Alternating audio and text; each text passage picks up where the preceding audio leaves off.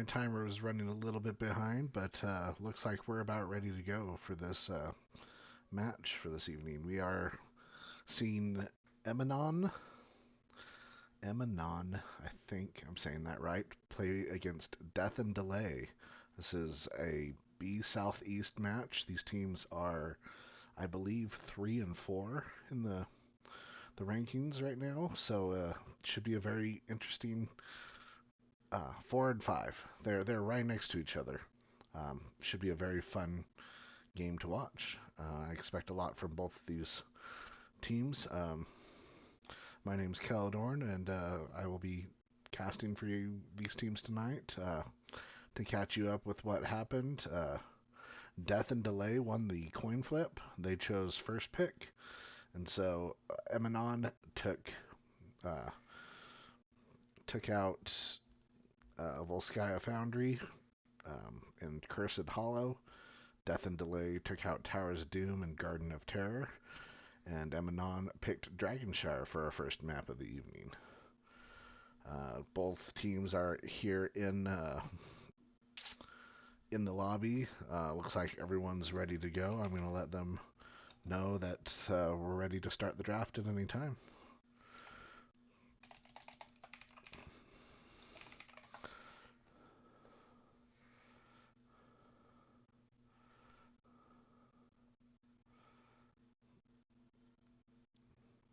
Spent a little bit of time looking at the team rosters. I don't have a super grasp on what they're going to play, but I think that both teams look really strong, and I think that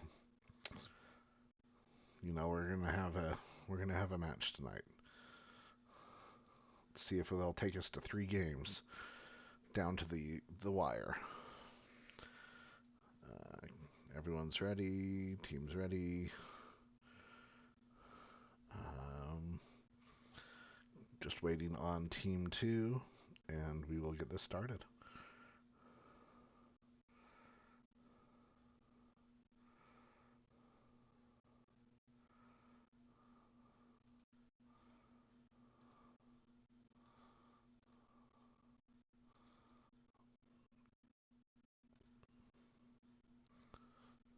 I would love to. It looks like we have a few viewers that have come in. I don't know if they're um, subs for the team, if we have any fans. I'd love to know any which team you're voting for. If anyone has something they want to throw a cheer at, let me know. We are waiting on one AFK, so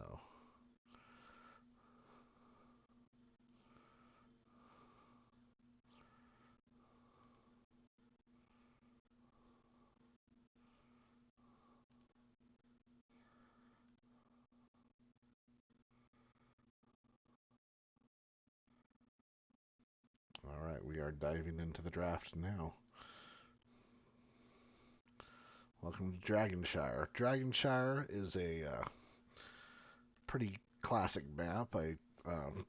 You have a shrine top and bottom, and then a vehicle mid that you can channel. If you control both shrines, you can channel the Dragon Knight mid and get the powerful vehicle to try to push through, push into lanes, destroy buildings. It's a good mix of macro pressure because there's a lot of camps to pick up, and just working the lanes. The mid bot tend to be the highest rotation. There is the little triangle of death there.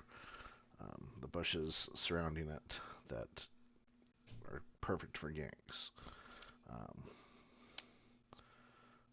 Death and Delay deciding they don't want to deal with Anduin. Wonder if that is a heavy dive comp or a pick comp that they're going to play.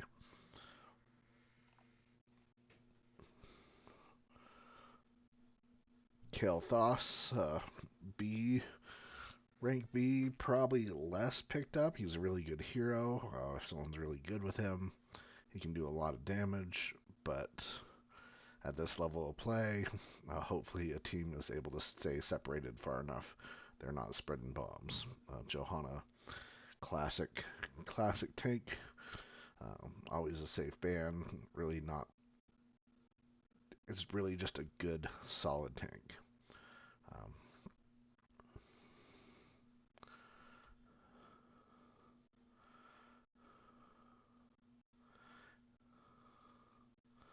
and Chromie was really strong. She's dropped down a little bit. She's been nerfed a few times. And wow, snap Uther pick. Death and Delay has a plan. And that starts with that Uther. Is it an Uther tank? Uther healer? Double support? I don't know. But Uther is considered pretty top tier. Strong enough to frontline, targeted stun, little bit of a mana sink. The Tychus and the Diablo are the counter pickup for Emanon.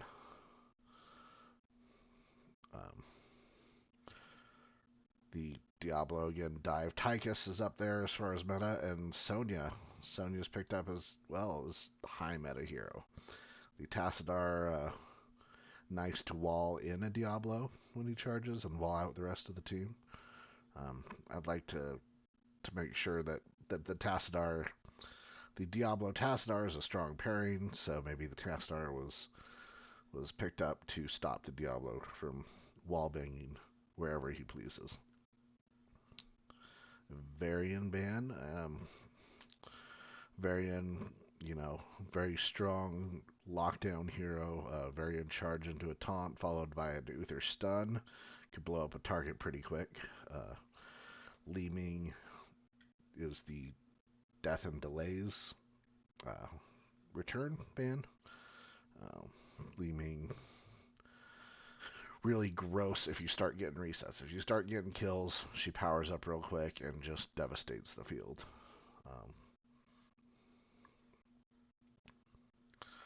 Leoric, a solid pick into the Sonya solo lane. And a Lily for blinds. Lily had a little bit of a rework lately. Haven't explored it too much. She seems okay. She seems a little bit higher up from there. Not a lot of blind value quite yet. Imperius is a good target for blinds, making them miss those targets. And it is the Uther tank and the Kerosene healer. So this should be a very strong front line. The Imperius, Uther, Kerosene, Tassadar blow up. This is you love to see it when it works out. Let's see how well Death and Delay can perform. The Imperius charge into the Uther stun, walls, punches, Junkrat coming out here to disrupt some of those, perhaps. Get a mine under a target and push the team away. Let me know what you think of the drafts. I like both. Both are very strong. I think that Death and Delay can get some picks really easily if they can quite get their combo together. The Junkrat probably is going to take his mine drop at 7, just for that spear. The Imperious Spear onto him drops a bunch of mines, makes it harder to follow up.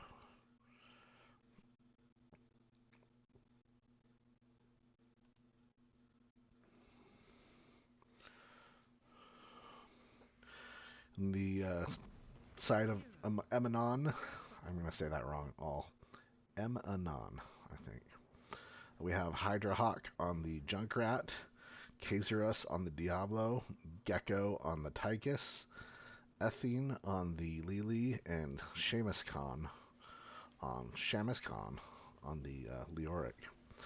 And for Death and Delay, we have Huckett on the Sonya, Mac Daddio on the Uther, MZ17 on the Kerosene, MDC on the Imperius, and Delta Sniper on the Tassadar. a level 1 talent picks. Uther's going to stack his auto attacks for mana. And look at that blow up, that follow up into that charge. Diablo falls 2/3 health almost immediately.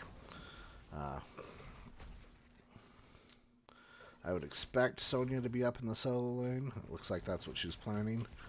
Tastar and Mac Daddio already bottom. The Diablo comes in aggressively. Stuns Uther. He's throwing all his heals out. Does he get out? He does not. Karazim's still up soaking mid as Uther struggled to get away from that Diablo. Throwing out some heals. Tastar moving up to mid lane so Karazim can come bottom. Looks like Death and Delay wants to keep present mid at all times. That was a painful rotation. Tychus took a third of Tastar's hit points as both teams are starting their siege camps. Tychus looking like he's moving up to sniff out a Sonya. Catches her mid-rotation, and Sonya is really low on life. The grenade finishes her off. Great kill from Gecko on the side of Emanon. We're losing soak up top for Red now, for Death and Delay. Red wanting to get the counter kill down there and picks up the Junkrat to secure bottom point. Sonya heading up top. Imperius charges in, but there was no follow-up for that Diablo. Karazim flipped and pushed into the back line. No charge out.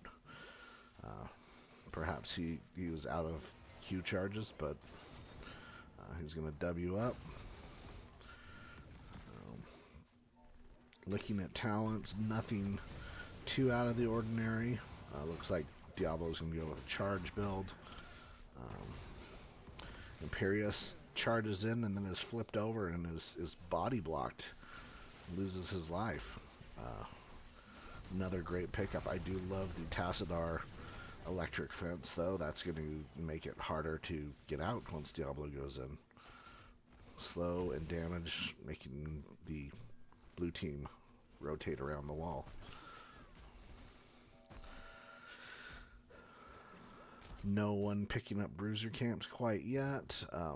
Emanon is about half a level, a quarter of a level ahead. Captures both shrines. Sonya's going to try to retake top. And the rest of the team is going to try to retake bottom. Switching both shrines back over to Death and Delay's team. The spear misses for Imperius. Ooh, that would have been a great secured kill, I think. But instead, the electric wall is keeping Diablo slowed in.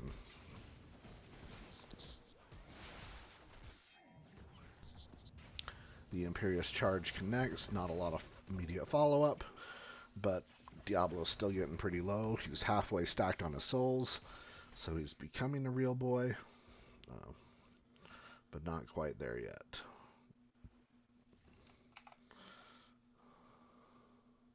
As far as damage is going, Tastar is putting out most of the damage for red. Tychus for blue. Seems to be about what you would expect. The Junkrat mine throws everyone everywhere, and Karazim falls, even with the cleanse from Uther, is unable to get out. Diablo charging in, but being stunned by the Uther.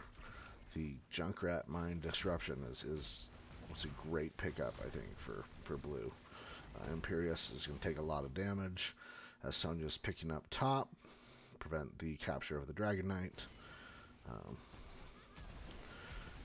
Uther is going to probably fall here. He's really far in. Unfortunately, there's not the backup that he needs. He was flipped in and was kept in. Junkrat and Lily starting on their camp. The obnoxious Junkrat setup near the bush slows red down, but they are now clearing. Ooh, the Tychus rotation up onto the Sonya secures another kill. That is 7-2 in favor of Emanon.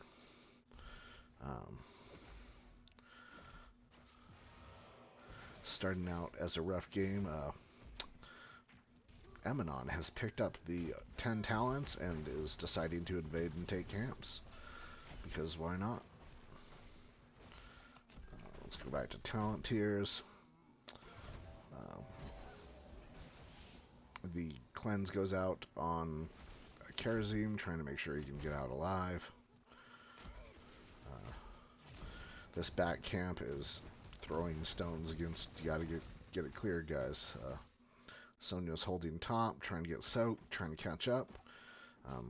Death and Delay 2 levels behind right now. The heroics picked up for Emanon. We have the Rocket Ride for Junkrat. We have APOC for Diablo. Entomb for Leoric. Odin for Tychus. And Cups for Lily. Red team still trying to secure that last little bit.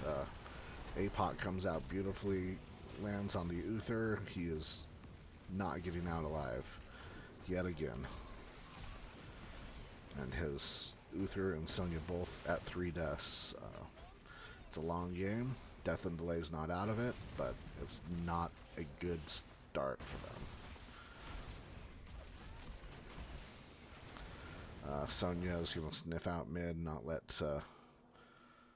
Leoric take it, as Blue is taking the fort down. Junkrat's going to keep throwing those grenades at it, just poking at it. The Imperious flipped over is going to have a big drop on his head. Uther, Divine Storm, catches out Diablo and Lily. Is Lily going to get kill secured? Nope, she gets out by her little tail. Her little panda tail.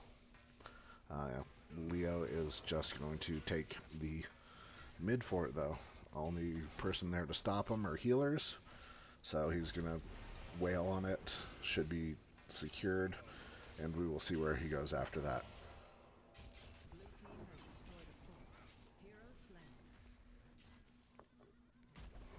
Probably going to come down. Yep. I'd say come down and secure the other fort. Boot someone over the wall. As far as red team ults, we have Divine Storm, which we saw from Uther. We have 7-sided Strike from Kerosene. We have Leap from Sonya, Black Hole from Tassadar, and the Angelic Armaments from Imperious. Blue is a talent tier ahead. They're going to probably want to just paint the map blue. I wouldn't fault them for invading this bruiser. Red is going to try to pick up this Tychus, but this Imperious went in really deep and is in a lot of trouble. Leoric Entomb gets pushed out with the Black Hole for a follow-up from Tassadar, and this Uther is taking a pounding. Falls. Very ballsy engaged from that Imperious trying to pick up that Tychus. Unfortunately, the rest of Blue was right on his tail. And that leaves Emanon with a 3-level lead right now, and a 10-kill advantage. Again, long game. Deaths early matter a lot less than deaths late game. So a great kill or a great team wipe for Red later game, and push them right back into this. Red's going to go pick up their siege camp. Blue is rotating down. The electric fence to try to zone them out. And the Leo catches 3 people in the Entomb. The Leap, the Black Hole, the Divine Storm, everything going out. Lily falls. Imperious is about to secure 2 more kills. Mac Daddy is almost dead. Both healers low, but healing each other up. Chasing down this Odin. The mine pushes everyone away, but some of them in the way of Tychus. And that is a 3-for-1 exchange. Sonya is up there clearing top, getting experience, and red team just cleans up, gets Diablo souls. The electric fence slowing down that Diablo. and Delta Sniper escaping with 150 hit points. Let's see if Karazim has another jump. He can jump. Oh, Imperius is locked in. The spear jump over the wall, and Karazim, hanging on by a thread, gets out alive. Great escape from Death and Delay. Intense fight, and thankfully none of them fell. Blue has a large advantage as far as structures go and map pressure, but Death and Delay is in it still. The objective is up. Sonya leaps onto the Lily, followed by a spear and a Divine Storm. The Rocket Ride deals a lot of damage to Red, but they need to secure this Diablo. Can they do it? 150 hit points. Diablo escapes just barely. The spear grazes his butt, but not quite lands, which would have secured it for that Imperius. Junkrat, however, steps out too far, and an electric fence leaves him out and dead. Leo pushing in mid. See if Red does as a rotation. Sonya's can just go up to the objective, as the rest of the team is pushing into this wall, into this fort. Getting out of those tower shots, waiting for their minions to come in. Sonya's just going to keep clearing. Not enough time to push up onto that shrine. The Diablo charges in. The APOC goes out, but Death and Delay dodges. All 4 members dodge it. Looking at sniffing this bottom camp if I was Death and Delay. They are instead just going to secure this fort as the rest of the team, Tychus and Lily, rotate up to take the Bruiser top. Sonya doing Sonya things, clearing, getting experience. I would like to see this camp taken as they rotate out, but Red decides against it. Red's just going to move up mid. If anything, pressure and a delay. Ooh, the spear into the electric fence, into the everyone from Red diving on targets. The rocket ride comes down, deals a lot of damage, and Imperius falls in a 1-for-2 exchange in favor of Death and Delay. Little exchanges like that in the end will win it out for Death and Delay. Diablo up to about half souls right now. Junkrat has secured the bottom shrine as Sonya secures top and moves to clear this Bruiser camp.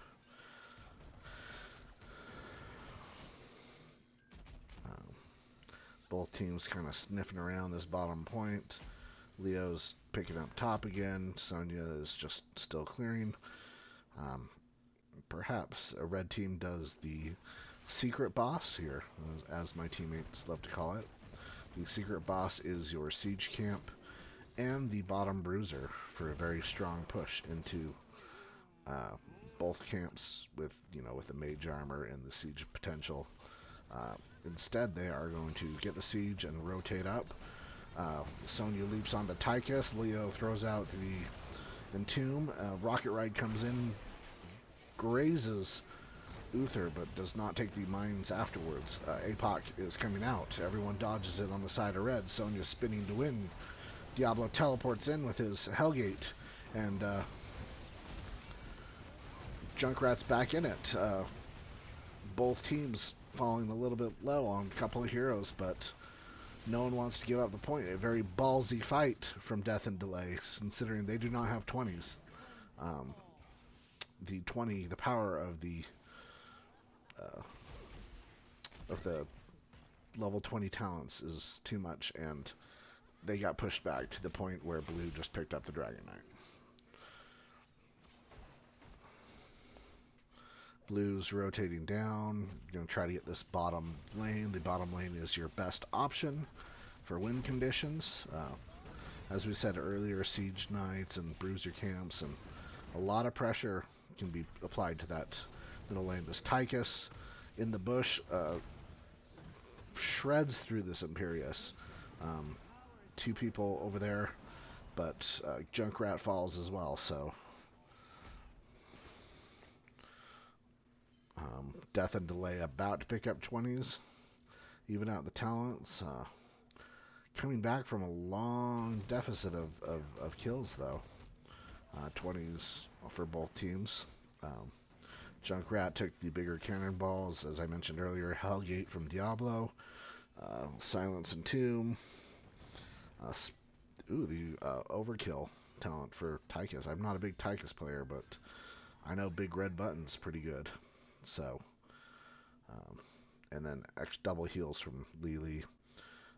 Redemption. Uther comes back from the dead. A very nice pickup. More strikes from Kerazim. Ignore pain. Oh, big engage. They go into the bush. Sonya face checked and has to leap out. APOC and Hellgate from Diablo. The Divine Storm getting cleansed by Lily. That Leo's back pretty far. No kill secured on the side of blue. So 2 for 0. The Diablo with the reset souls. Walking back into this battle. Sonya's going to pick up that bottom camp. No objective quite yet, but red team is going to keep pushing this. They're going to try to pick off someone else.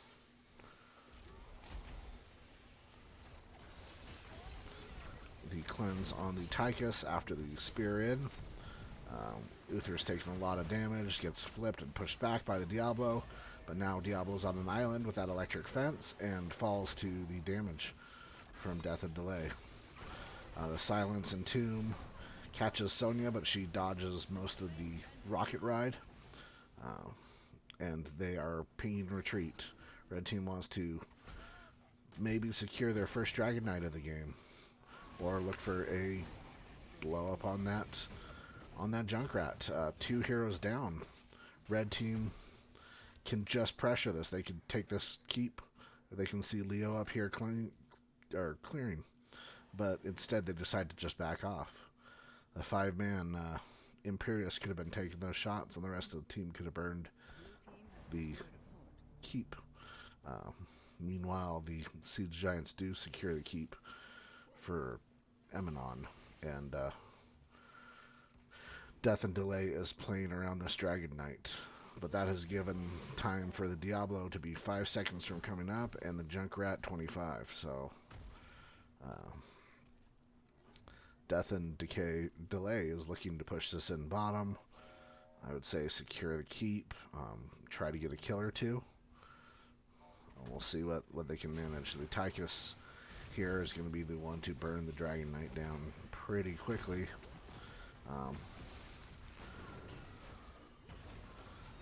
The Dragon Knight harder to go past because they can give you a kick. You can't really dive past them quite as well. The Dragon Knight falling almost to 10% health, but securing the keep. Do they get a kill or two? Do they turn this around? The Hellgate from the Diablo to try to get out of the 7-sided still falls. Meanwhile, the Leo lands 2 people in his Silence and Tomb.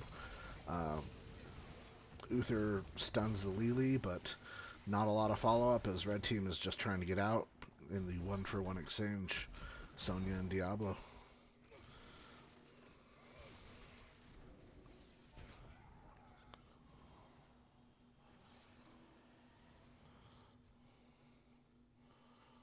Death and Delay looking to pick up their camps as Emanon does the same.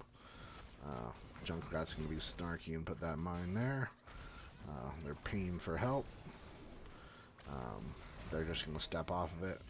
The mine would have booped anyone off that was on it, so Tastar clearing top. Red team is just going to clean up after. Sonya is 8 seconds from being up. Diablo's just coming up now. Most heroics are down, but should be coming up here for this next engage by the time Diablo's back across the map. Great electric fence to check the bush, just because why not? And Tastar with the reduced cooldown on his force barrier. A very underrated talent, I think. It increases your range, decreases the cooldown, and it's just increases duration. So with all the value he's been getting from those walls, it is a great pickup.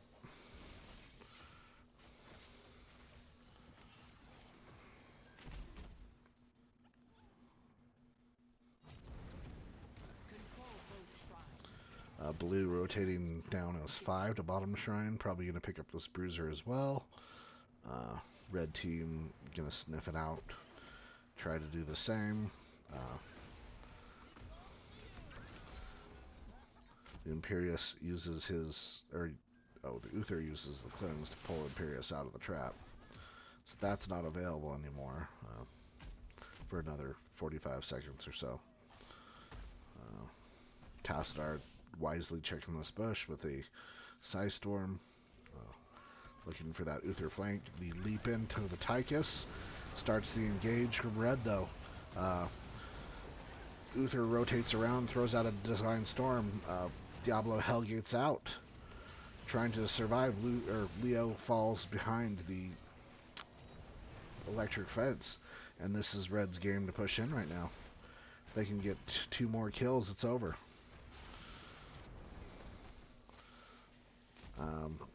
Kind of indecisive right now. Do they want to go back and get the Dragon Knight?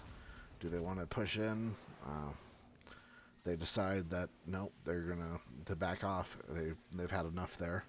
They're gonna get people rotating top. I think it's a safe call.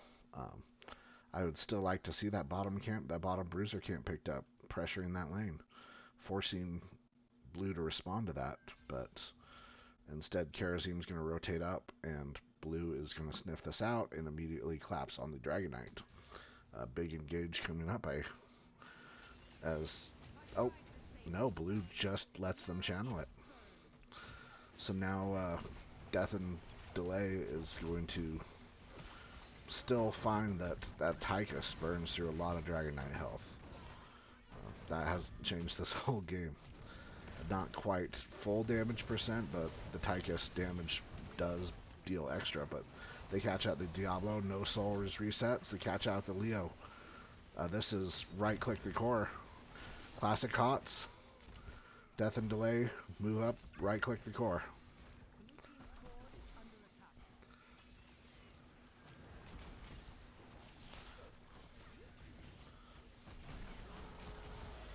The rocket ride coming out, trying to land on some weak people.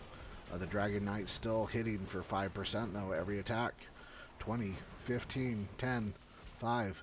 And GG's Death and Delay.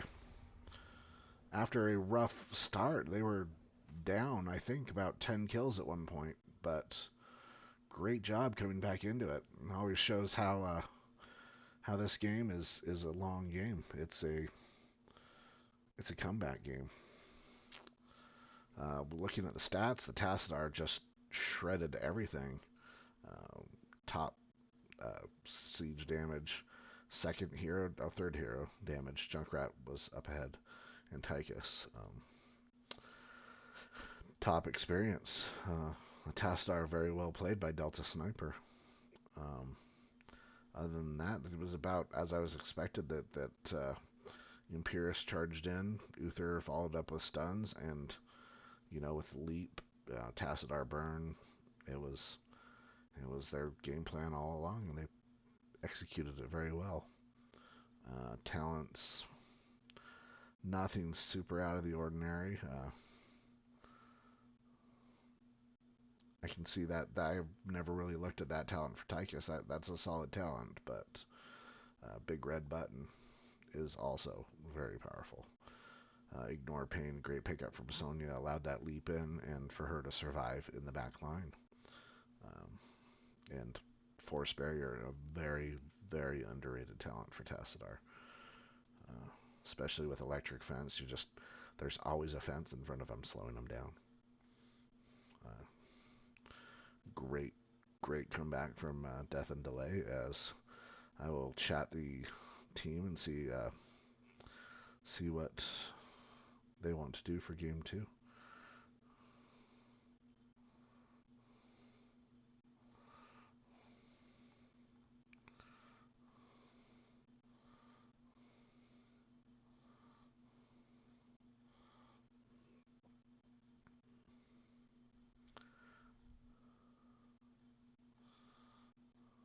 Need to figure out the name of the captain. Let me update this real quick as I do.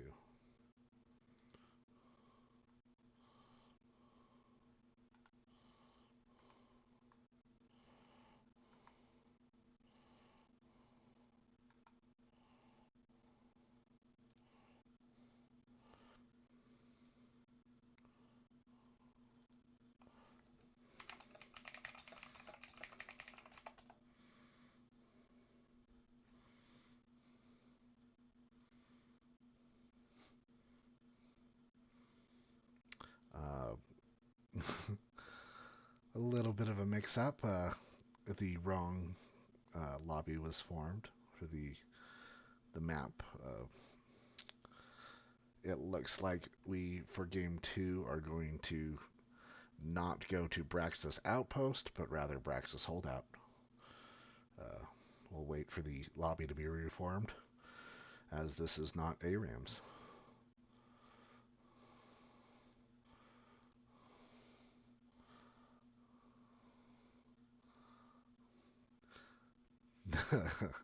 Giving oh, I didn't update the tracker. Random task, it was the Death and Delay won game 1. Behind a lot of the game, but their comp worked out and they were able to come back. Let's go to this. Why did my score not update? Score. There we go. Manually update it.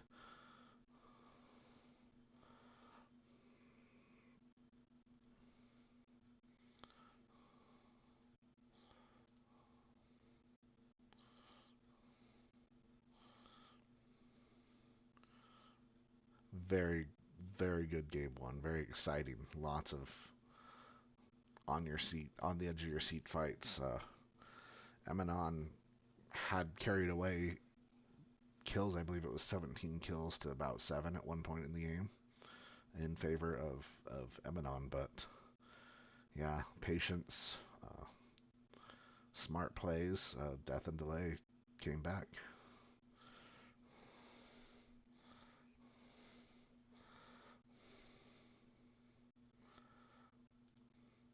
For those, I believe this map was picked up by Emanon.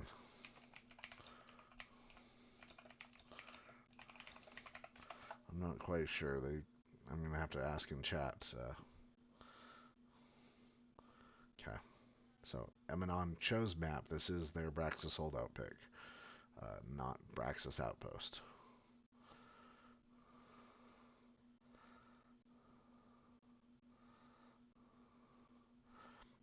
We are going to go AFK just a moment as the teams take a bathroom break. We will be right back.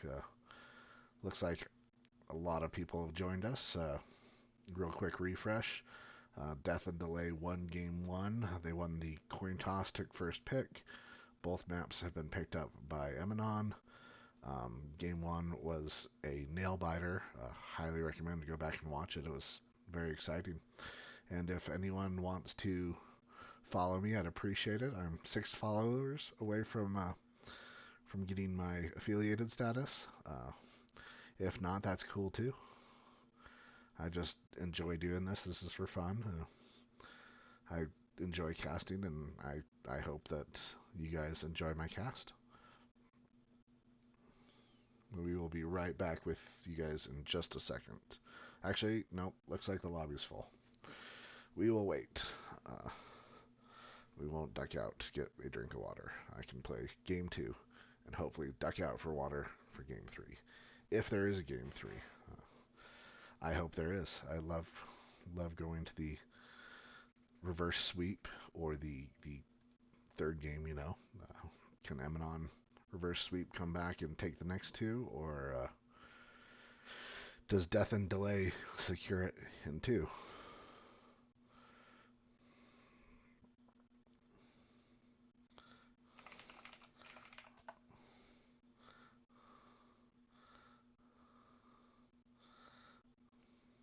Oh, thanks guys. Two more followers. That's four away from affiliated. I appreciate it. Cake of Carrot and US Eagle 747. We have all three teams saying we're ready. We're going to be diving straight into this draft. Thank you, US Eagle. I appreciate it. Uh, Death and delay again with the first pick. Both games now. Um, Banned Anduin early on last game, and was a great ban because that Anduin would have saved a lot of lives with their game plan. Let's see what they're going to ban for game two. See if we can sniff out what their game plan is. Anduin again. They're going to try another ballsy dive blow up comp. We can only see. Or maybe they are going to try something else. Maybe we can do a Garrosh throw, a toss, and they don't want the Anduin to pull people out. Stitches hooks. Who knows?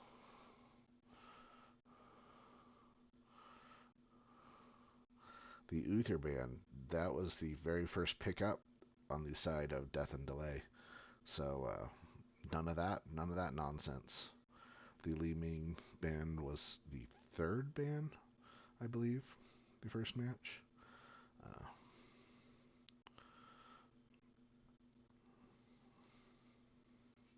Could be wrong. It could have been the second. I'm not quite sure on that one.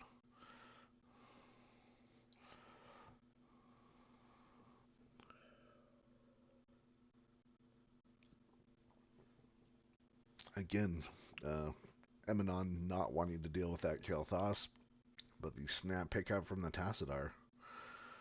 Tassadar's great on this map. Great wave clear.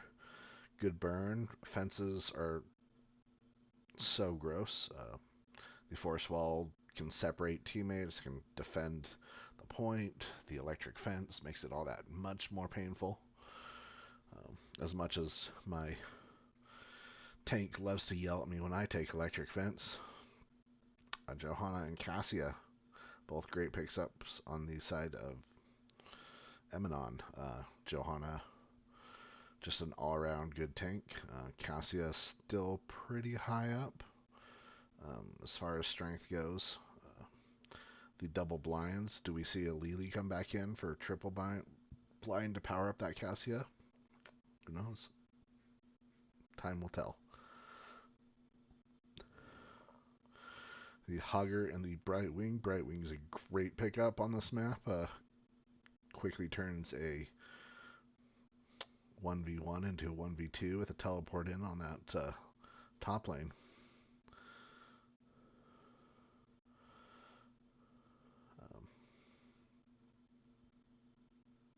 No Uther tank this time. Clearly, Emanon did not want to deal with that again. But the Imperius, another devastating hero from that first game. Emanon doesn't want those spears. Spears and walls, and Brightwing doing the same polymorph follow-up as a Stunwood. And the Stukov. Area silence, not something they want to deal with on the side of death and delay.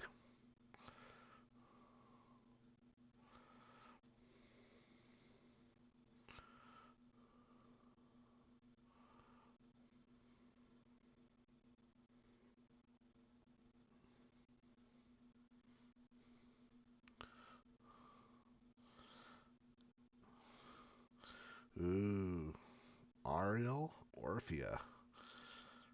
You know what? I'm wondering. I'm gonna put it out there. Double healer from Emanon and two-person top to just pepper that hogger. Hyper carry and an Ariel, maybe a Vala, and then the Cassia. Well, no, maybe it would be Ariel Cassia up there, and another healer from Seamus down bottom. Varian and Zarya shielding. Varian tank, maybe a Smash Varian. They are clearly not afraid to not play without a tank hero. Zarya shields to back up the damage output.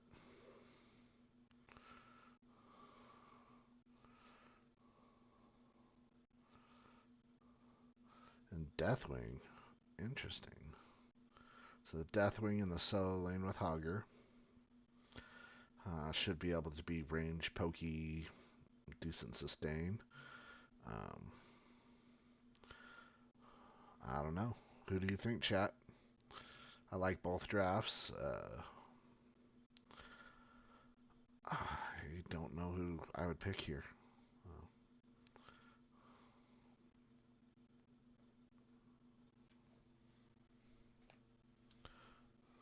That Tastar was provided so much value game one. Based solely on that Tastar game one, I think that Death and Delay can do their thing and take this game.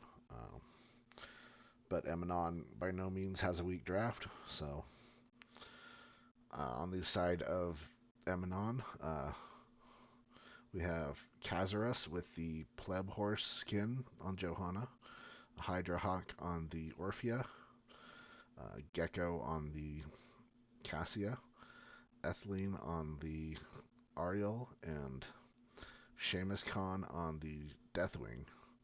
And for the side of Death and Delay, we have Hackett on the Hogger.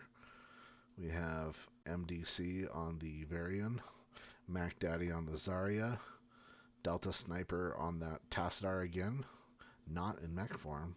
He's riding a dog. And MZ on the Brightwing.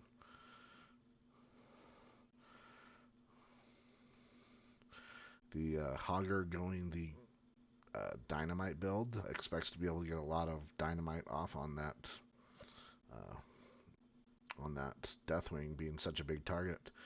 Varian, not a real boy yet. You got to be careful. Mac Daddy falling pretty low. Falls to the blow up of the Orphea and the Cassia.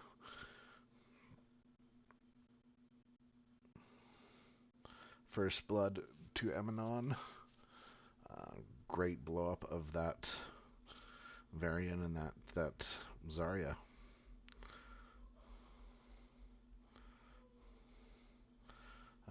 Blue securing the bottom globe. Varian stacking his Lion's Fang at 5 already. Not bad of a start. The Ariel got some good value with those pushes, so I think maybe it's a comfort pickup for Ethline. Blue taking their camp while there's not much else to do. Red, on the other hand, is just positioning around the point. Up top, Hogger doing okay against the Deathwing. Not a lot of damage yet from that dynamite. Blue team pushing hard into Death and Delay. Emanon wanting to get some value before Varian becomes a real hero. That's 4. So right now he just kind of charges and slows and doesn't quite get that taunt that he needs. The Johanna pushing up against the wall. The Orphea Chomp just misses Zarya as she shields after. That Chomp could have secured that kill. But very nice pressure from Emanon. Emanon ahead in the race to 4. Let's see, as far as experience goes, Deathwing getting a lot of their soak top.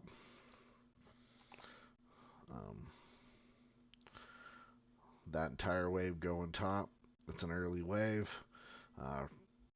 Emanon should clear this up and rotate up pretty easy. Maybe not even need to leave the whole team here, or they will either that or they will counter push after they clear it. All four here against Brightwing and Zarya. They probably just want to counter push. Zarya taking grenades. Interesting pickup. Think that a little bit more damage from Feel the Burn would have been nice to help clear these waves. But blue team, Emanon just blowing up Death and Decay's bottom wall. And this top wall completely eliminated by the Zerg wave. Everyone's coming down. Varian took taunt. Tassadar a little bit behind. Deathwing in the air lands back down, full health. As the last of the wave gets cleared up, and Emanon is going to rotate up and take their Bruiser camp up top. As Death and Delay is also going to take their Bruiser camp. Great anchoring from the Varian in case some tricky moves are tried to pull off, but blue rotating down past their siege camp. I was going to take that as well. Death and Delay coming back up and saying, no, we want our siege camp.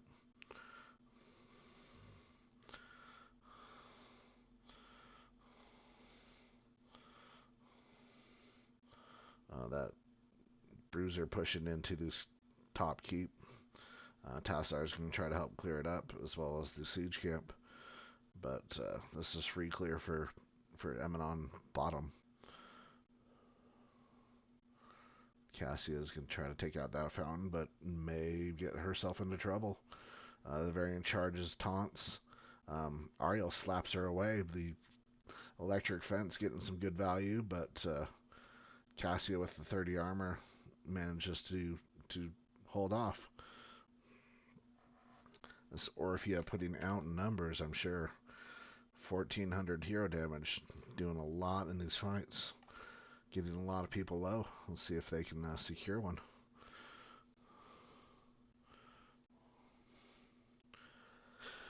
Emanon picking up their siege camp right as the objectives come back up. Oh, sorry for that yawn. Turning as D&D comes in. Gecko falls, though, to the very charged taunt in the focus fire. And Hogger sneaks back in and takes it after it was cleared.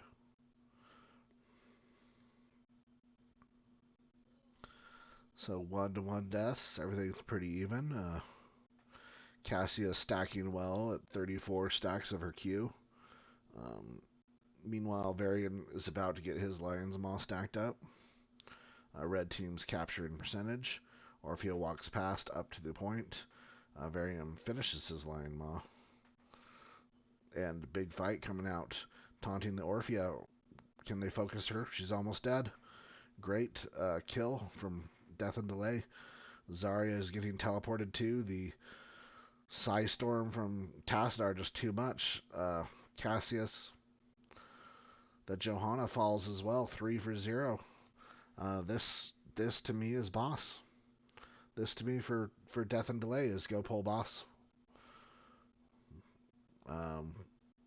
Instead, they are just going to siege. Tassadar is going to rotate up and take it. This Deathwing doing great work against the Hogger. Hogger's trying to hold off, but going full percent, I guess. Emanon has to be careful which engage they take here. They're about to be 20s.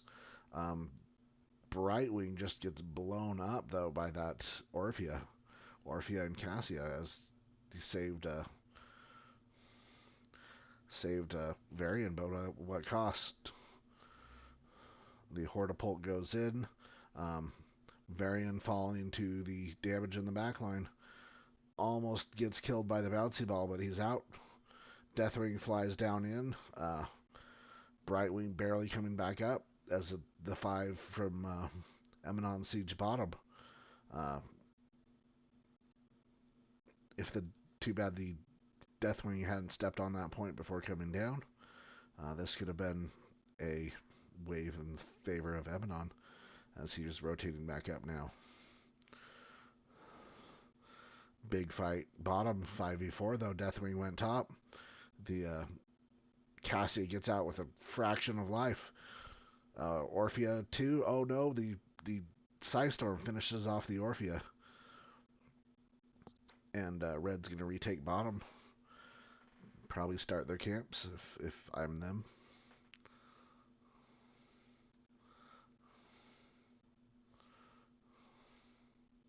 The Deathwing is just sitting there waiting for the rotation in from the Hogger.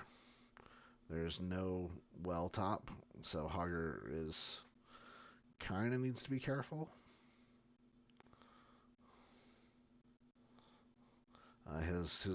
His dynamite sticks do heal him for 8% for every hit, but he's doing just about average, I'd say, at 22 stacks. Big fight catches out the Zarya. The black hole from Tassadar disengages. And Emanon Stekby back on the point. Looking at about 30 seconds before they get it. 2% per second, so Varian is rotating up top as the siege camp is being taken. 3 versus Deathwing. Too bad Taunt does not stop a Deathwing. A valiant effort from Hogger to put the terrain in his path, but doesn't manage to secure that block. Tassadar clearing. Varian's looking to take the point. Emanon takes their bruiser camp and wonder if they're going to collapse on this Hogger. Hogger's going to hog wild out. Pick up the point, guys. Good job. Johanna goes back as they invade the siege camp. Meanwhile, death and delay is all coming up. And Emanon just says, nope, we're not taking this fight. This isn't the one we want.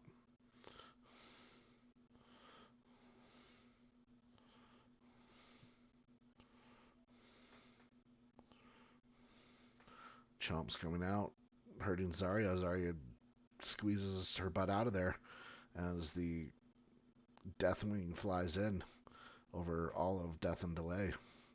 On the back line, this Brightwing is getting burned up, but the Deathwing is just hurting everyone.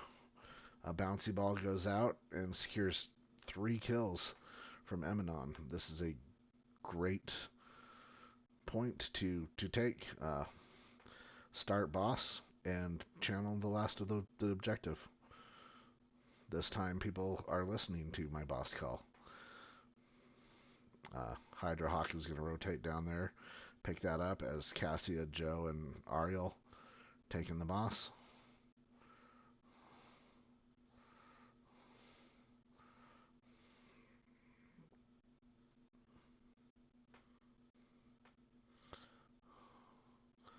Basically 100% from both teams, though. So that the boss is going with the Zergwave bottom. Meanwhile, Deathwing will be on an island alone up here trying to kill this wave. 5v4 into a Zerg wave and a boss. Not bad if they can die past and get a kill. The Zerg wave will focus on the buildings. Unless there's no buildings to attack. The Chomp finishes off that Varian, and everyone backs out as the boss is still very healthy. Zerg wave at about half health, boss at about 2/3. Deathwing has almost cleared all of top, as this boss is going for keep. I think they take it. I think that Emanon has the pressure here, even with the Varian dead, that they can focus this and take it down, but they decide that they are going to back out as the boss gets burned the last 30% of its life. Their bruiser camp is up there, a little bit dangerous with all 5 of Death and Delay up. They already are sniffing it out. Expecting that. Emanon, though, has a 3-level lead. They have an entire talent tier. 2 levels now, but they have the talent tier. They could have taken that fight. With Deathwing in the air. Looks like he has landed top once more, but Cassia steps out really far. They taunt her, collapse on her. The Crystal Aegis, though, saves her from the Gravo Surge and everything just around her. Deathwing, meanwhile, is pushing into top, getting extra experience value. I think Emanon's going to go for this keep. Get the keep and get out. Get that value. Unless you get some picks. If you get some picks, stay around. Deathwing coming down. They really want to secure this keep. Hogger's back up. But they are backing out early. The Orphea gets taunted, charged and taunted. But the slap from Ariel saves her. And now Varian's in too deep behind the Cataclysm. And this has to be secured for Emanon now. Now they can take what they want. Take the siege camp on your way up there. Maybe send one to start the bottom point, Cassia or something. Or actually, I would keep Deathwing at the bottom and keep the 4-man pushing top. Orphea is instead going down to secure that point.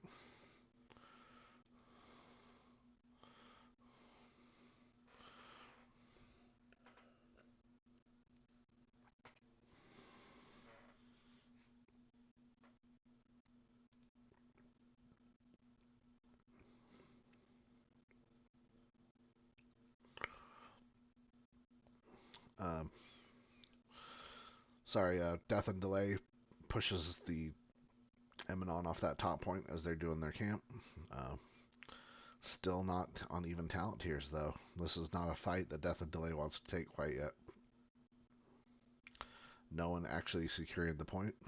Ariel going back and being like, alright, I'm a healer, I'll do it. If I'm Emanon here, I push this wall. Force Red to respond.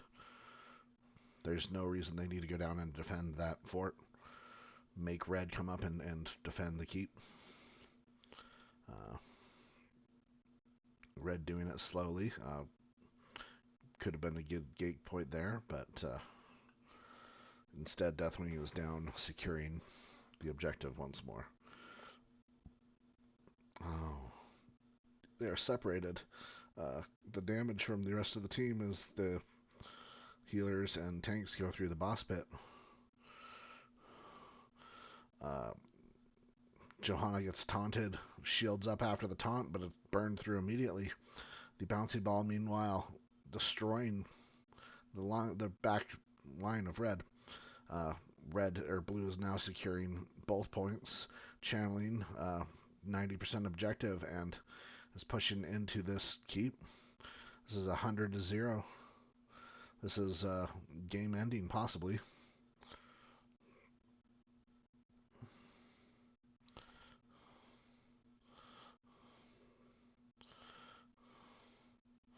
Agreed, MJ Doom. I think that Death and Delay has to pick off that Orphea or that Cassia, but that the Crystal Aegis is on point for Mario tonight. So this Zerg wave will secure this keep, and how much core damage will they get? That's the question. Almost 20's almost online for Emanon.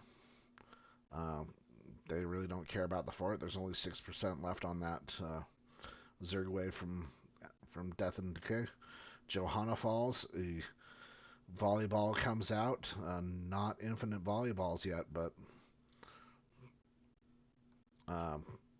Hogger gets picked up from the Cassia. The Cassia commits to it, though. They're going for the win.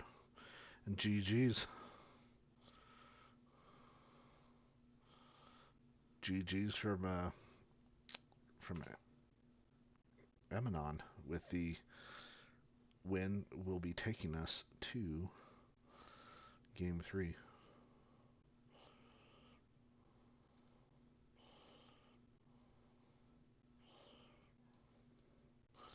Let's look at the score screen as we figure out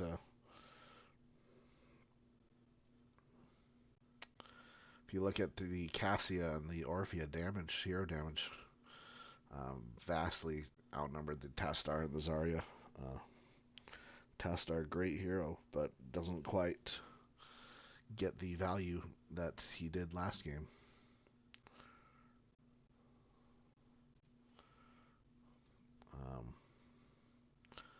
Talents, Johanna was the only one to pick up a level 20 as they secured it last second.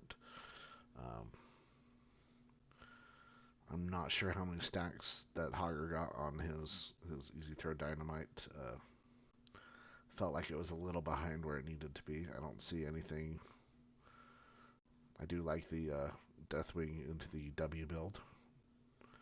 Probably my preferred zoning ranging build for a solo lane. The 8% would have been nice, but I don't think Deathwing fell that game. No, Deathwing 0 deaths. So congratulations on the side of Seamus. Played it well. Let's figure out where we're going into game 3. Can Emanon do the reverse sweep, or are we going to see Death and Delay bring something again and surprise us?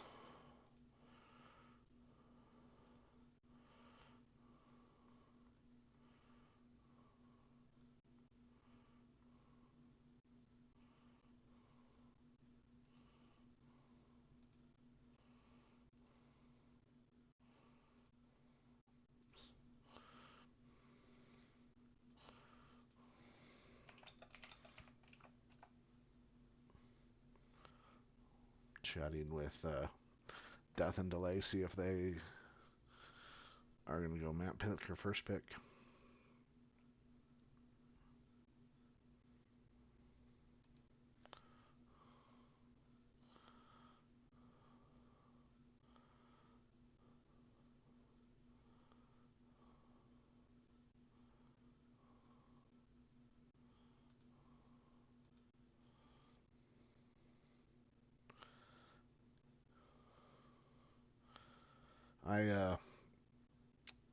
I agree. Random task. There's a lot of counter engage, and I just don't know if the Zarya was enough there to help.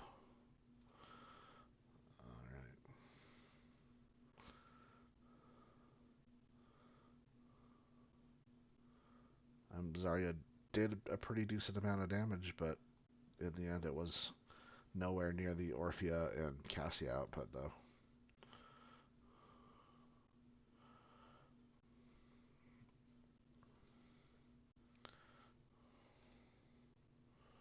Alright.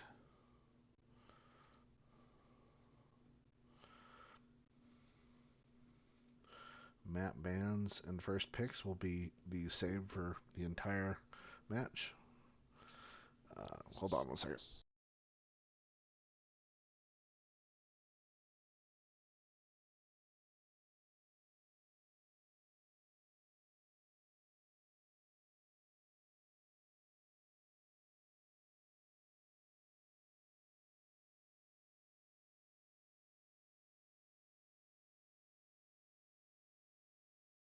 Spouse stepped in to offer me some food. Sorry about that. As I was saying, Death and Delay took first pick again, and all 3 maps are going to be picked up by Emanon this game.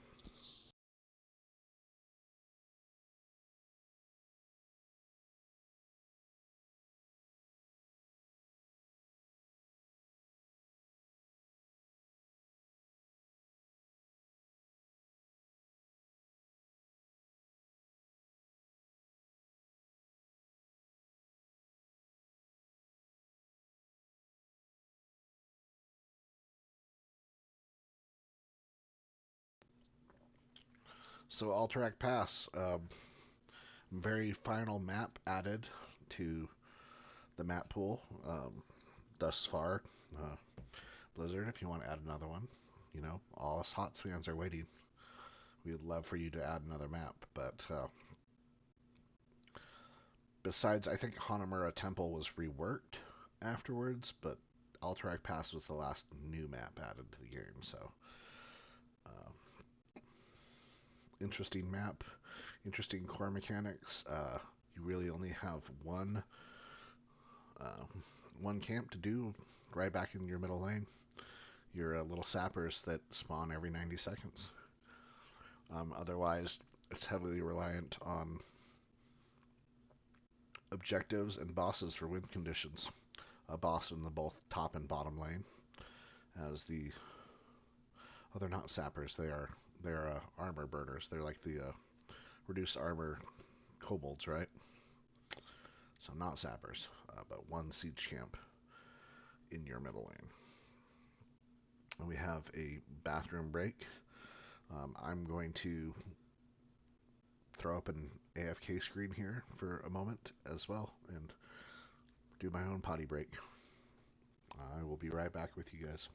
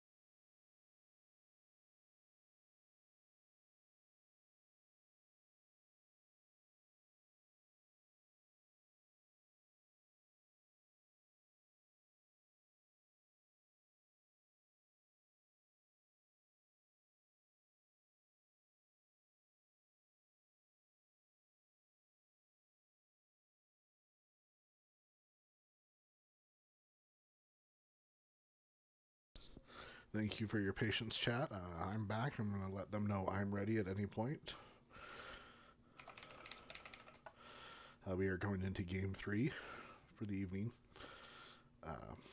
Two really, really good games from our teams this evening. Let's see who can secure the big W for this.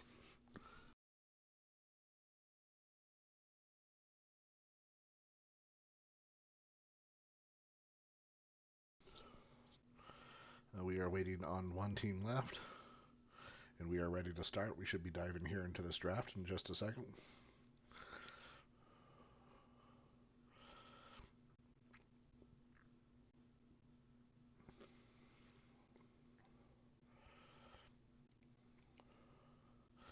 If you guys are enjoying the stream and don't follow me already, I am 4 viewers from 4 followers from affiliate. I'd appreciate a follow for anyone who wants to throw one out there. It's not required. I'm here for the fun. And join. Here we go, diving into this draft. Game 3.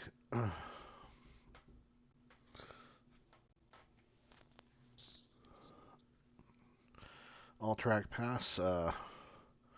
Kind of have to deal with really far lanes and a lot of pressure coming in. Anduin banned out for the 3rd time by death and delay. No Anduin, none of that saving the hero.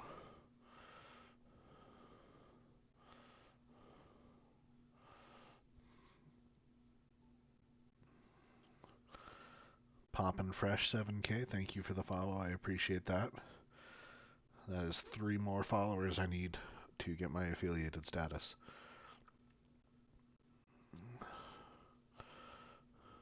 Uther was pretty brutal game 1. Johanna immediately banned on the side of death and delay. Not wanting to deal with that Johanna, which was always up in their face.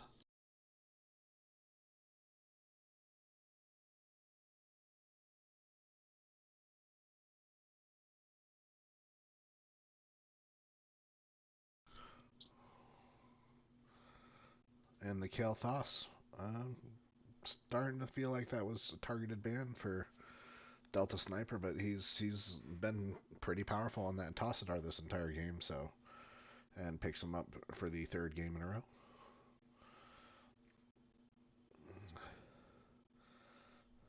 I'm happy to Poppin' Fresh. I enjoy casting the game. I've tried to step outside my shell and learn to cast and get out of my comfort zone. And I think I've been doing a good job so far. The Varian Deckard. Ooh, I do love a Deckard healer. Oh, he's my favorite healer to play. But the Varian Deckard could be a taunt followed by a root slow lockdown. Perhaps a big stale wow and listen.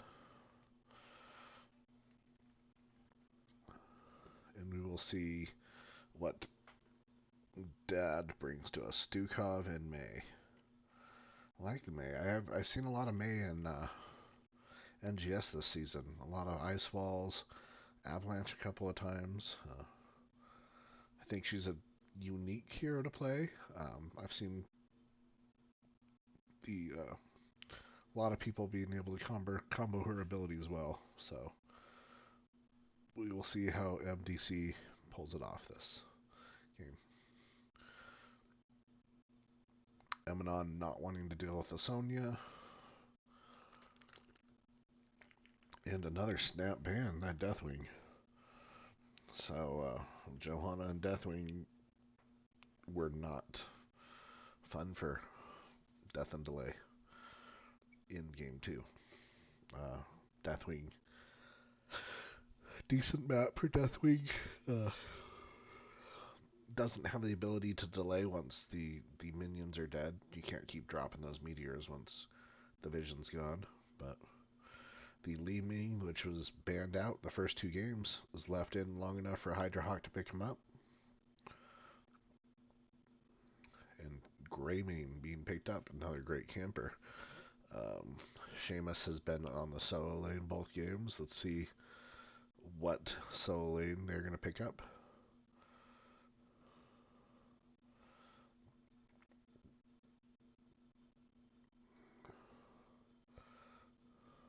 Ooh, Medivh.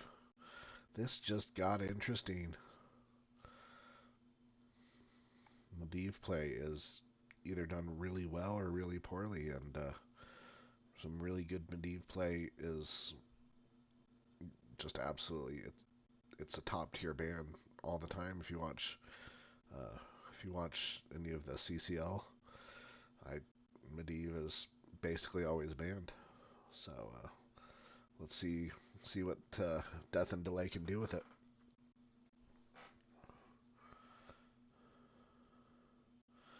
Two solid drafts here. The Varian into a Leeming Orb and a Greymane Dive. Can probably secure a kill or two. But let's see if that Medivh can save them instead.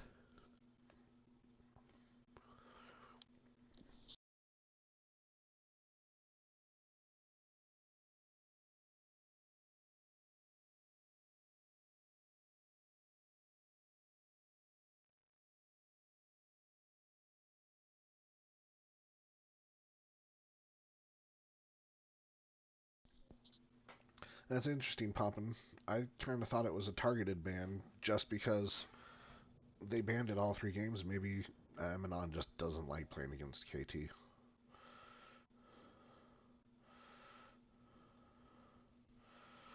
On the blue team, we have Hydrohawk on the Liming, Gecko on the Greymane, Seamus Khan on the Malthael, Kazaras on the Varian, and Ethline on the Deckard Kane.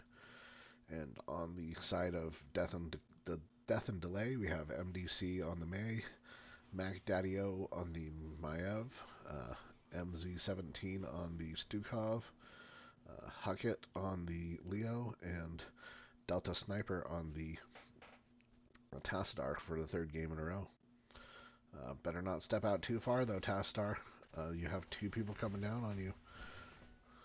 A great rotation down. Tassadar loses about half his health, but meanwhile, Death and Delay has also joined them bottom, and they have a real tank right now. Varian, not a real boy until he hits level 4. Much better than when it used to be 10, though. So let's throw up our stats here. May ice blocking to get out of the root. Medivh already at 6 stacks of his Q quest. Stukov just soaking mid nicely. Camp's up in a minute. Camp is a minute and a half respawn. It's highly recommended you pick those up as often as you can.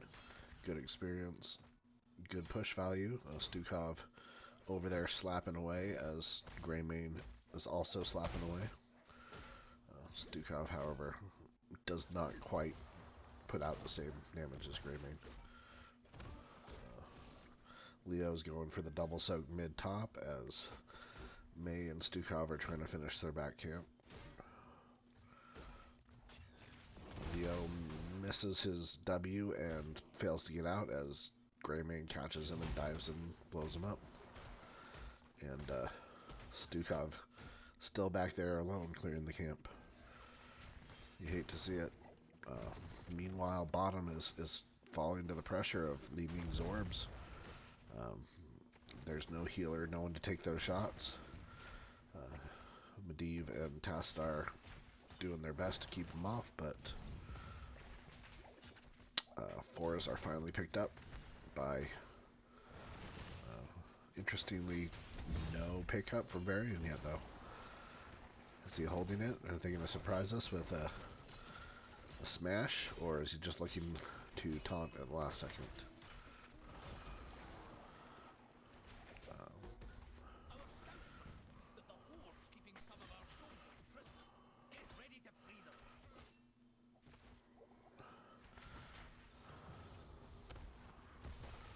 Taunt is the decision from Varian finally. I was very curious if they were going to go for something cheeky.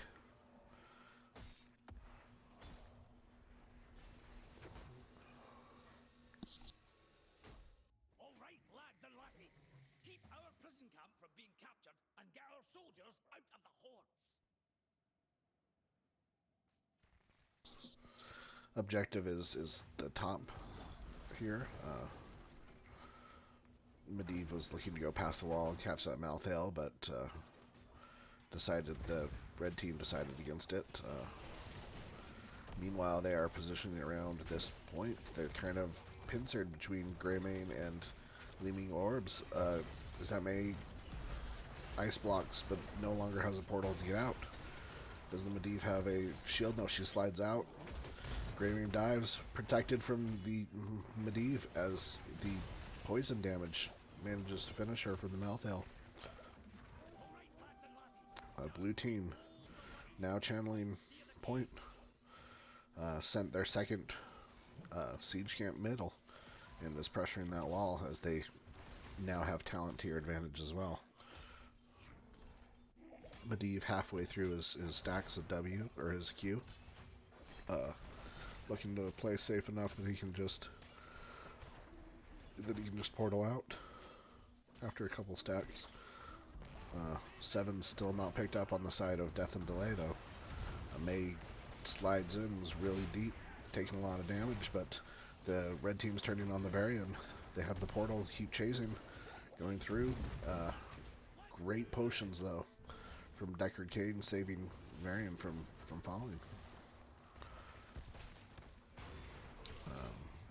Objective is in the favor of Emanon, and these cavalrymen will make your team deal more damage, give them more speed to chase people down, and Li Ming, you want to try to throw those orbs from the edge of it to try to do more damage if you can.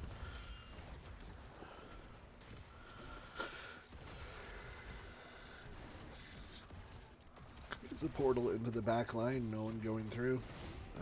Instead, just trying to hold this fort. Tastar clearing up bottom. His same standard W build this entire set.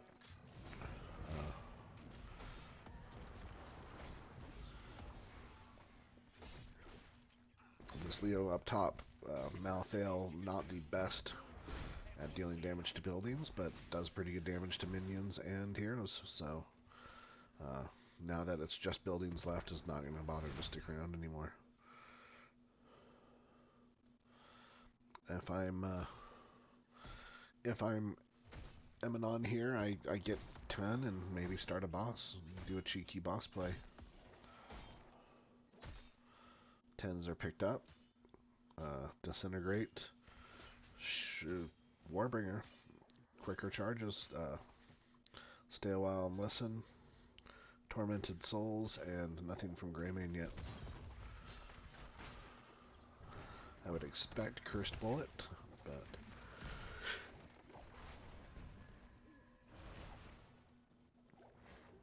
Medivh finishes his base quest on his Q. Doesn't have to worry as much about dying now. Still a little bit, but the Greymane takes go for the throat. The wizened duelist. Interesting pickup.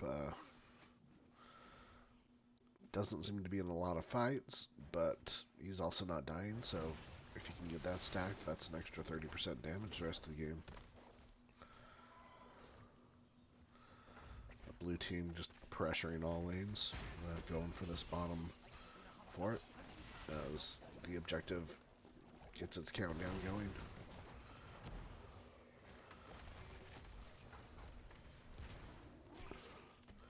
The red brings 4 down to counter this push, but blue team gets out pretty much unscathed, as Greymane is now taking the top, leaves the top fort up with just a sliver of health.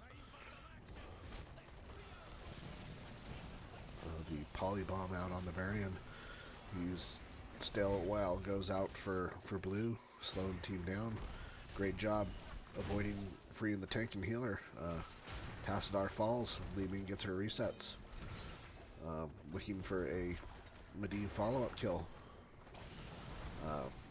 Varian taking a lot of damage without that, without his shield wall. As 3v4, Emanon doing great bottom. Greymane's back on the camp again. Again, every time it's up, you should be pressuring it. You can see that those waves have managed to push in and take the middle keep from Death and Delay. No one looking out to do the objective yet. May just checking to make sure the boss isn't being stolen, as Emanon has licked all their wounds and is ready to engage.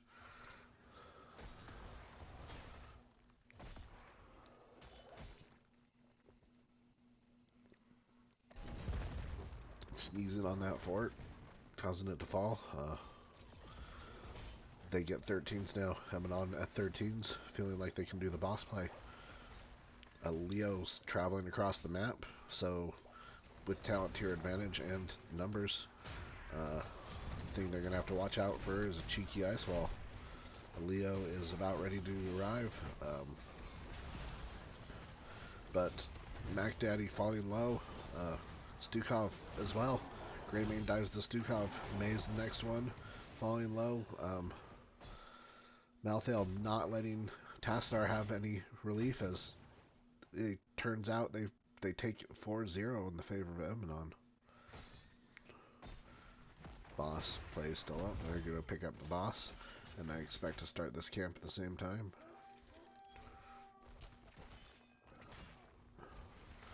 Big potions from Deckard should help Varian without his shield wall capability to be able to stay a while longer.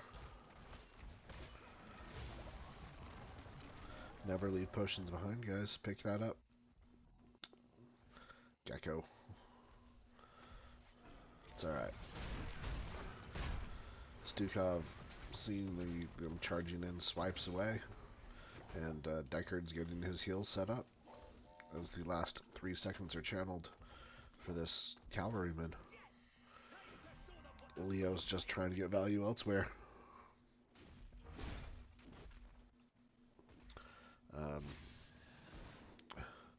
Malthael's coming up, and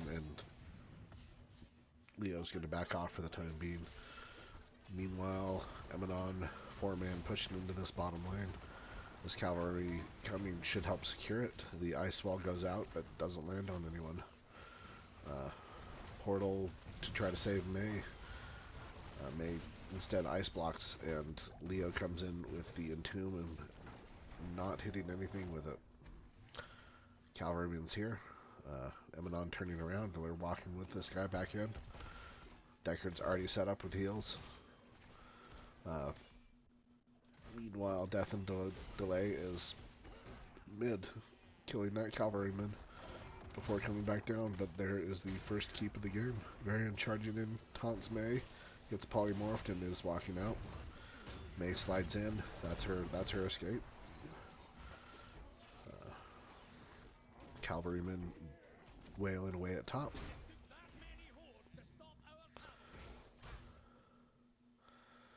Emanon moving up to boss. They have the talent tier advantage. They have the numbers advantage. They have the map advantage. They have map pressure. The Medivh does not have the stasis to steal the camp. Emanon just turns on Death and Delay as they come in. Talent tiers and all. Takes 3 for 0. Stay a while, catches that Medivh. Medivh just being blown up. And Emanon is up 11-0 kills right now.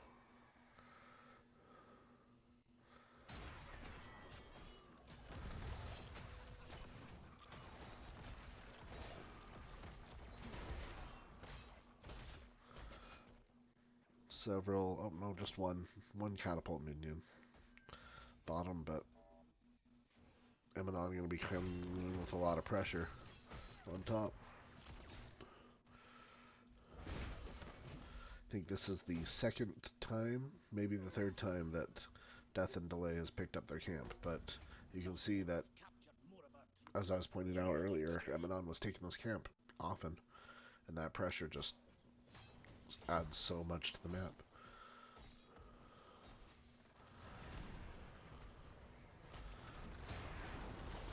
The taunt in on the May. Leo, meanwhile, entombs half of his team in there with Greymane. 3 deaths. Malthael, or Stukov's shoving away Malthael, but Malthael's still on his butt. Chews through his life pool.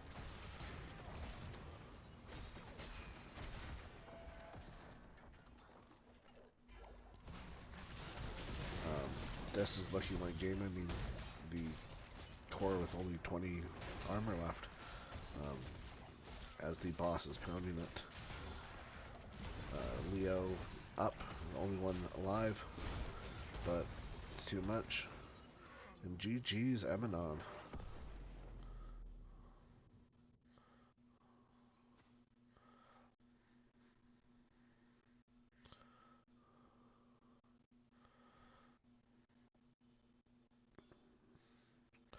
Emanon comes in with the reverse sweep of the evening, taking maps 2 and 3, and did a great job map 1 as well. Uh, Played their hearts out and took away the win. I'm going to see if we can chat. Let's have an interview with someone. We move over to a lobby and chat with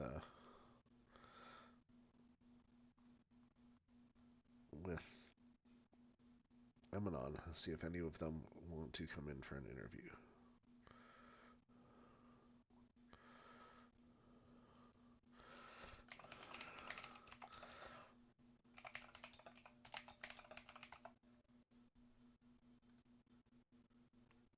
Let us look at the score screen while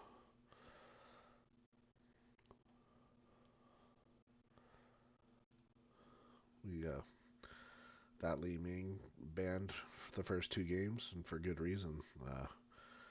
Li Ming picking up tons of kills, just lots of resets. We will have someone joining us shortly from Emanon.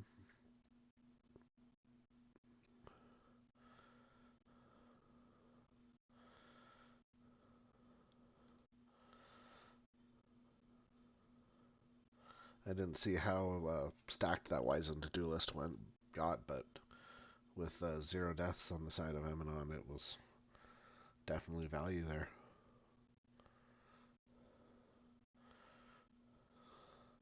Well, hello, it's Seamus Khan here for an interview. How are you guys feeling?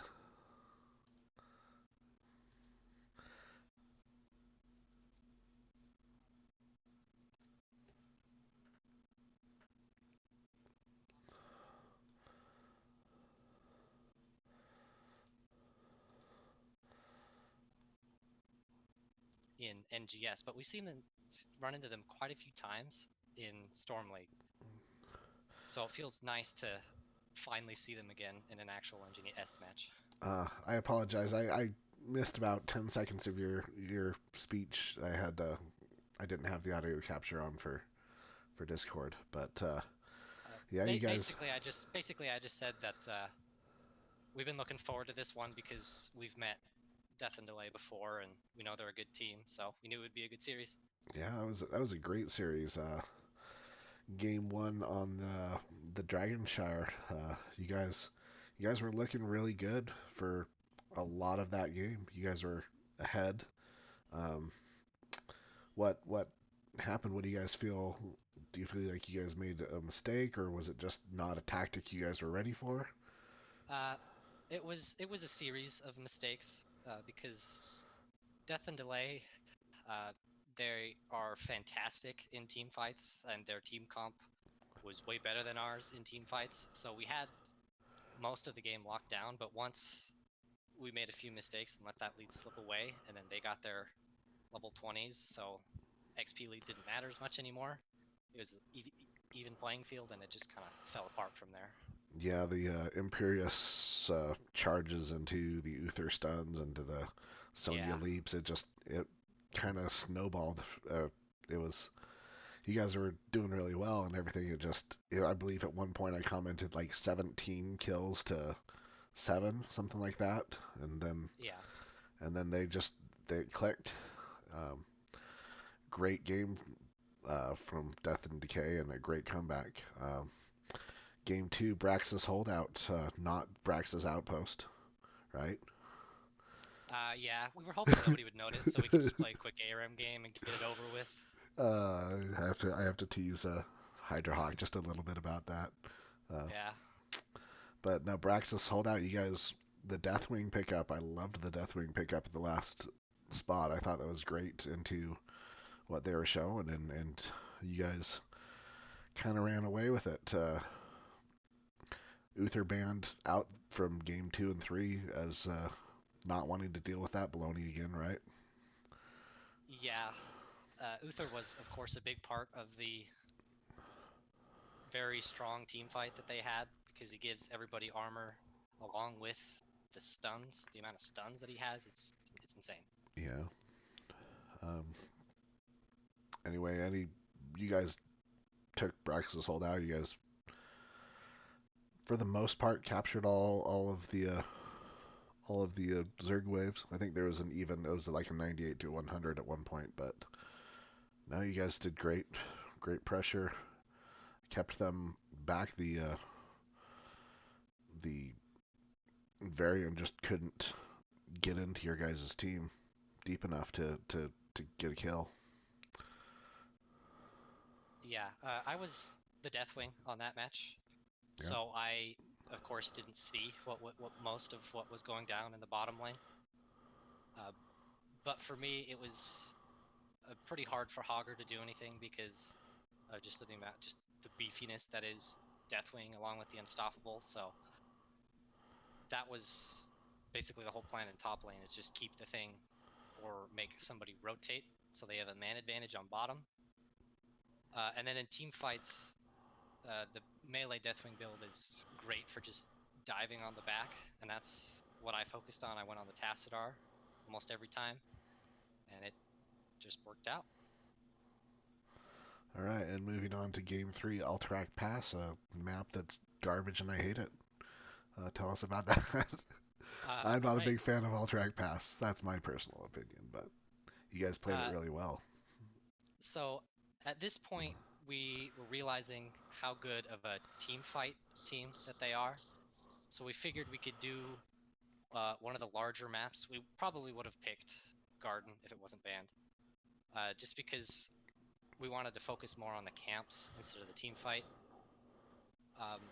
And it basically just worked out exactly like we wanted it to because not much, not many heroes on their team could clear wave as fast as we could. So Yeah, and we had I was pointing faster out rotations and from more the kills. observer mode, you guys were picking up that camp constantly, and that pressure middle, uh, those little, I don't know what they are, the little kobolds pushing in, lowering the armor of the wall and just pushing through.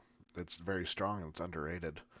It's a 90-second camp cooldown too, and you guys were Yeah, on it all the time. well, it is the only camp on the map that's Yeah, not bots. So yeah. So it's underrated, sometimes often not thought about, but it does so much. Anyway, yeah, the third game was a little bit of a runaway. You guys did great. I don't have anything I want to ask left. Do you have any shout outs you want to throw out there? yeah, uh, definitely shout out to Death and Delay. We, maybe we didn't express this as much, but we were definitely nervous about this one. But it was definitely one of the more fun series this season. And of course, I want to shout out you, the caster. It makes it so much more entertaining to rewatch, and for anybody else that's watching, I'm assuming. But I always love when the games get casted. Yeah, I'm new to the casting realm, but I'm happy to do it, and I will post the YouTube VOD tonight, so it should be up there for people to watch tomorrow during work when they're not doing their work. Okay. All right, Emanon doing the reverse sweep versus Death and Delay. Great games to watch, and I suggest if you missed any of the series, go back and watch it because that game one, uh, Hmm. and game two, both of them were were really good. The Thank you again for coming, Seamus, and I appreciate the shout out. And Yeah. we will find someone to raid as a group. Thank you for the interview. Thank you. See you later. See ya. All right, for anyone still still on the stream, we're gonna look for a raid. I know there's other games going on this evening. Again, I'm 3 followers away. If anyone wants to still follow me from affiliate, I appreciate Poppin' Fresh, US Eagle, Carrot of Cake for all following me this evening. Let's find another NGS family member to raid. Or if none available, we will see. We got a good raid here. Let's get a raid going. Jason is casting a oh, it's one of my sister teams. His casting can't cleanse salt, so let's get a raid going there. And again, thank you for watching. I appreciate everyone here. I'm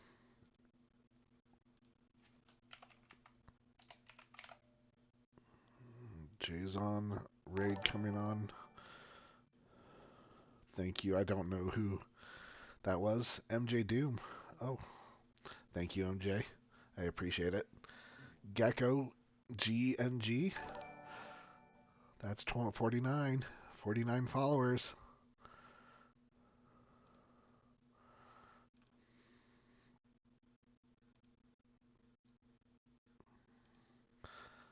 Alright, we are going to start a Jason raid. Thank you, everyone. Again, loved being here, loved casting, and I hope you guys enjoyed it as much as I enjoyed casting.